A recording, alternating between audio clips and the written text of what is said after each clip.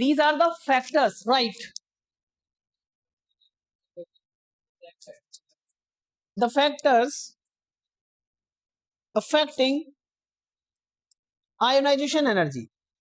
Factors affecting ionization energy. Look.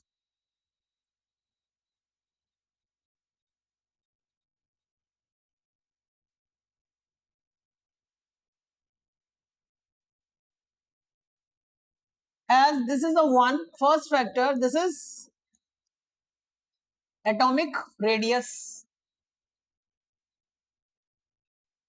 So children, as the atomic radius increases, ionization energy decreases. Okay.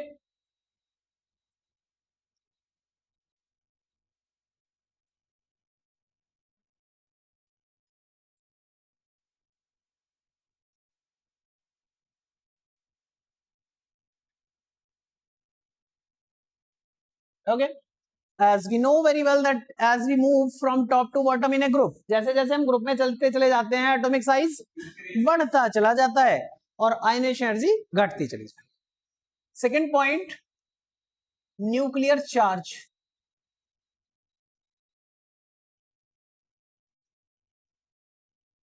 As the nuclear charge increases,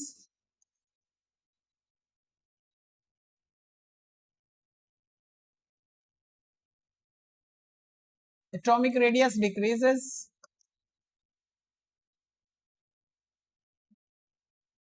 hence ionization energy increases.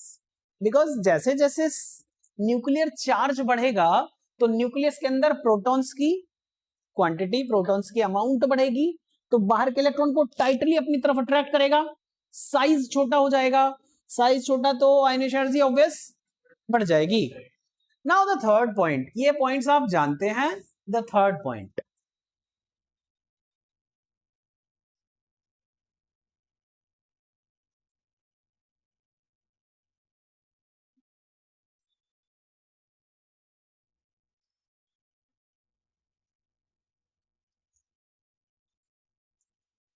look at the board.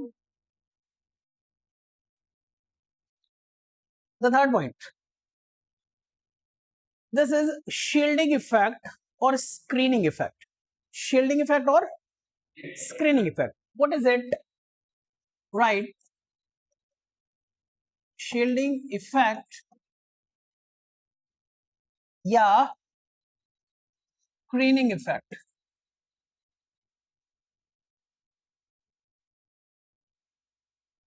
What is shielding effect or screening effect? I told you. First of all, you write the factor impact as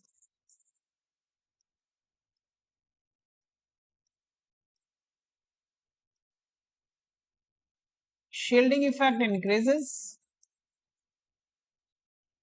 atomic radius increases,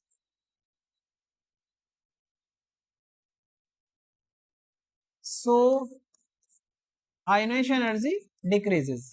अगर shielding effect screening effect बढ़ता जाएगा तो atom का size slightly बढ़ जाता है, size बढ़ जाएगा तो आयनाइजेशन एनर्जी हमेशा घटेगी. बताता हूं कैसे.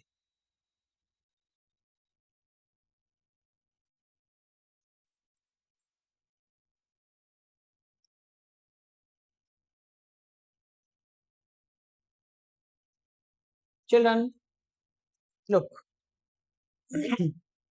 The electrons which are closer to the nucleus, they are in the 1s orbital. Okay.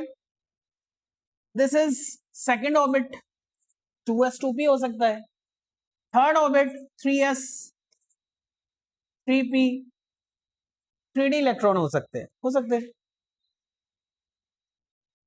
तो जो इलेक्ट्रॉन 3d ऑर्बिटल में होते हैं, किस में होते हैं? d में या f में होते हैं, या तो d ऑर्बिटल के इलेक्ट्रॉन या f ऑर्बिटल के. लिसन, ये क्या करते हैं? बिकॉज d ऑर्बिटल की शेप हम ऐसे बना चुके हैं, डबल डम्बल. ओके. और बाहर आउटर मोस्ट शेल जो होगी वो होगी 4s. ये अंदर हो गया, ये हो गया 3d, इधर हो गया न्यूक्लियस, ऐसे होगा. ऐसे होगा। लुक, जो d ऑर्बिटल होता है वो डबल डबल है, या f ऑर्बिटल जो होता है वो भी ऐसा ही डिफ्यूज शेप होता है। ओके, तो इसकी शेप जो है वो क्या करती है, डबल डबल शेप होने की वजह से ये d ऑर्बिटल के इलेक्ट्रॉन या f ऑर्बिटल के इलेक्ट्रॉन न्यूक्लियस को कवर कर लेते हैं, ढक लेते हैं, न्यूक्लियस के लिए शील्ड का काम करेंगे। लुक, अगर यहां न्यूक्लियस है और यहां पर d ऑर्बिटल है, तो d ऑर्बिटल ने क्या कर रखा है, उसको शील्ड का काम कर रहा है ना, उसके लिए कवर करने का काम कर रहा है, ढकने का काम कर रहा है। ओके, अब यहां पर जो इलेक्ट्रॉन है 4s में, उन इलेक्ट्रॉन का इंपैक्ट न्यूक्लियस पे पड़ ही नहीं पा रहा है। क्यों? क्योंकि बीच में कौन आ रहा है, d ऑर्बिटल या f ऑर्बिटल के electron. This is shielding effect, this is screening effect. तो d ऑर्बिटल के इलेक्ट्रॉन या f ऑर्बिटल के इलेक्ट्रॉन सिर्फ यही न्यूक्लियस को कवर करने का काम करते हैं, न्यूक्लियस के लिए स्क्रीन का काम करते हैं, शील्ड का काम करते हैं। जब शील्ड का काम करते हैं तो बाहर के आउटर मोस्ट इलेक्ट्रॉन को वो रिपेल करते हैं बाहर की तरफ। आउटर मोस्ट इलेक्ट्रॉन जब बाहर की तरफ रिपेल होंगे तो हल्की सी एनर्जी देंगे, इलेक्ट्रॉन निकल जाएगा। Okay, these orbital electrons acts as a shield to the nucleus, nucleus को शील्ड की तरह कवर करने का काम करते हैं। तो ये वाले यहां जो इलेक्ट्रॉन है इसको निकालने के लिए हमें हल्की सी एनर्जी देनी पड़ेगी, है ना। अगर ये इलेक्ट्रॉन ना होते तो ये न्यूक्लियस इसको अपनी तरफ पावर से अपनी तरफ अट्रैक्ट कर सकता था, है ना। But the d orbital electron क्या कर रहे हैं, उसको बाहर की तरफ पुश कर रहे हैं और अंदर के इलेक्ट्रॉन को अंदर की तरफ पुश कर रहे हैं। जब बाहर के इलेक्ट्रॉन को बाहर की तरफ पुश करेंगे तो वो तो आसानी से निकल सकता है। You got this, this is shielding effect. तो अगर d और f ऑर्बिटल में इलेक्ट्रॉन आ जाते हैं या d और f ऑर्बिटल होते हैं किसी एटम में, तब वहां पर शील्डिंग इफेक्ट या स्क्रीनिंग इफेक्ट काम करता है, जिसकी वजह से आयोनाइजेशन एनर्जी कम हो जाती है। You got this? ओके, एक और पॉइंट है वो भी मैं लिख देता हूं। This is the fourth point, penetration power.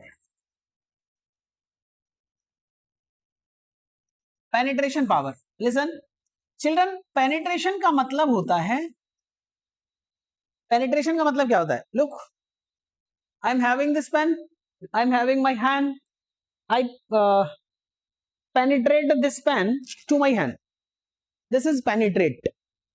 मतलब उस जगह को पेनिट्रेट करना, होल बना देना या उसके ऊपर ज्यादा से ज्यादा इंपैक्ट डालना, दिस इज पेनिट्रेशन।